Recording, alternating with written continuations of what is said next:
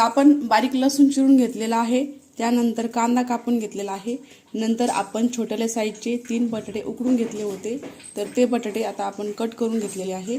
नंतर आपण 2 हिरवी मिरची घेतलेली आहे आणि नंतर आपला कढीपत्ता आणि कोथिंबीर। तर आपण आज बटाट्याची भाजी आपल्या मुलांना डब्याला देणार आहोत। आजचा दिवस दुसरा आहे, कालचा दिवस पहिला होता। तर काल आपण भेंडी दिली होती, आज बटाट्याची भाजी दिली। तर चला आपण आता गॅसवरती कढई गरम करण्यासाठी ठेवूया।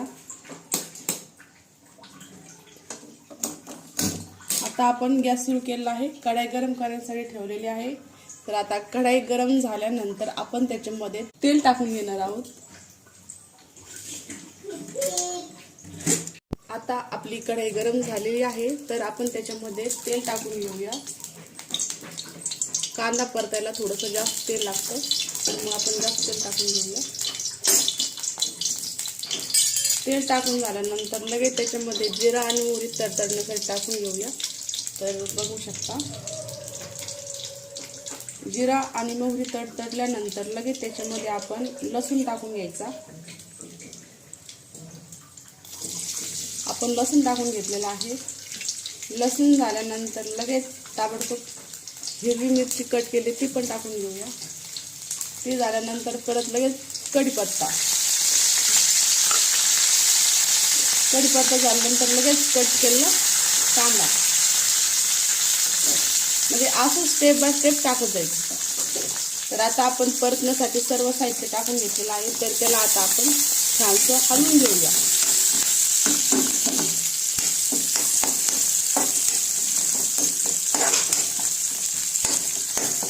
आता आपलं सर्व साहित्य परतूपर्यंत आपण थोडासा स्टॉप घेऊया। आता आपलं कांदा, लसूण, मिरची ते सर्व साहित्य छानसं परतून झालेलं आहे। तर ते परतून झाल्यानंतर आपण त्याच्यामध्ये थोडीशी हळद टाकून घेऊया। तर हे पहा, हळद टाकून घेतली मी। हळद टाकून घेतल्यानंतर परत त्याला व्यवस्थित हलवून घेऊया।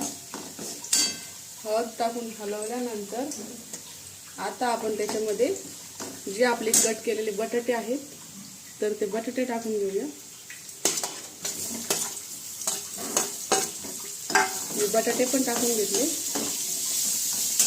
हे पहा अशा पद्धतीने छान। आता बटाटे झाल्यानंतर आपण त्याच्यामध्ये चवीनुसार मीठ टाकून घेणार आहोत। तर हे पहा, चवीनुसार मस्त छानसं मीठ टाकून घेऊ।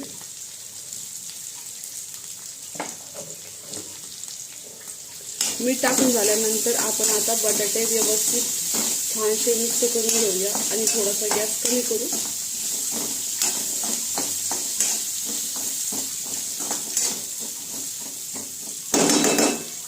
दोन मिनिटं आपण त्याच्यावरती झाकण ठेवूया, म्हणजे आपले बटाटे जे कट केले आहेत तर ते छानसे वाफवतील। बटाटे छान व्यवस्थित परतून झालेले आहेत, हे पहा। त्यानंतर आपण त्याच्यामध्ये वरती कोथिंबीर टाकून घेऊया। आता आपण कोथिंबीर टाकून घेतलेली आहे। आता आपण आपल्या मुलांच्या डब्यासाठी द्यायला घेऊया, किंवा तुम्ही जर घरी तुमचे कोणी मिस्टर वगैरे जॉबला जात असेल तर त्यांना नाश्त्याला देऊया। नाश्ता पण खूप छान आहे घरच्या घरी, हेल्दी।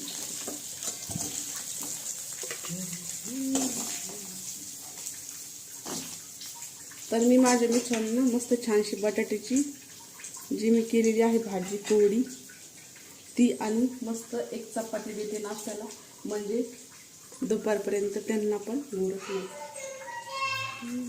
बरं दिसतं का?